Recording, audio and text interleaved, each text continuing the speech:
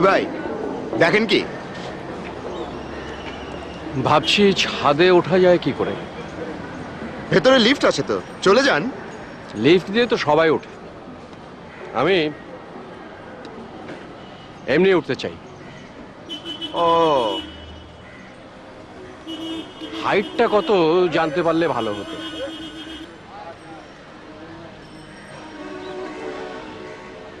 পকেটটা মেরে দিলেন।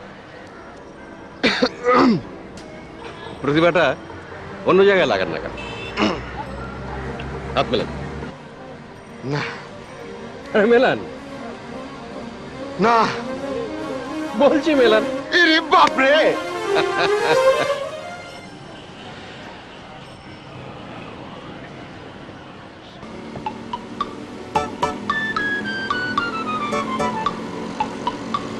একটা টাকা দেন বাবা। 1 টাকা দিয়ে কি হবে? ভাত খামু বাবা। 1 টাকায় কটা ভাত মিলবে? কোথাকার ভিক্ষাটাও ঠিক মতো যেতে জানো না। মাফ করেন বাবা, আমি যাই। দাও দাও দাও দাও দাও। এই গোটা মানে একটা তোমার নিয়ে যাও। না, আমরা পুলিশে ধরবো। পুলিশে ধরবে কেন? তুমি তো আমার পকেট মারোনি। আর ভিক্ষে করা পকেট কাটাচ্ছি অনেক ভালো। যাও নেই। স্যার, এর মনে হয় হেড অফিসে গুলমাল আছে। কি বলছো এসব? আল্লাহ, স্যার হেড অফিসটা ঠিক করে দেস। সালাম আলাইকুম। বৌমা, এখনো সময় আছে, সবকিছু নষ্ট করে দিও না। এই সাধারণ সংসার, এত টাকা পয়সা সবকিছু ভূতে খেয়ে নেবে বৌমা। একসঙ্গে থাকতে গেলে একটু ভুল বোঝাবুঝি হবেই, তাই বলে তুমি ফিরে এসো বৌমা। আমি বলছি সবকিছু ঠিক হয়ে যাবে। আমার কাজ শেষ হয়ে গেছে, আমি চলে যাচ্ছি। বৌমা, বৌমা, বৌমা, বৌমা, অন্তত ছেলেটার সঙ্গে একবার দেখা করে যাও। বাবা আনিস, তুমি কতক্ষণ এসেছো? কাউকে ডাকোনি কেন?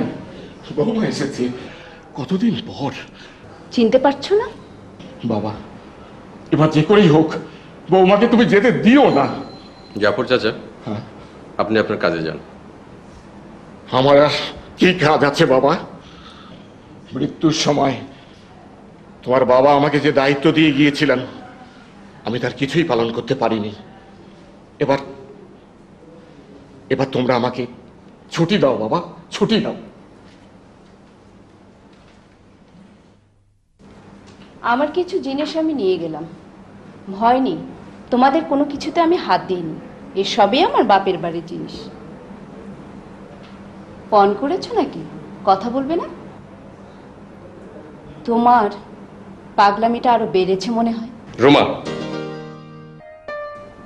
তুমি ডিভোর্স চাইলে আমি আর আপত্তি করব না।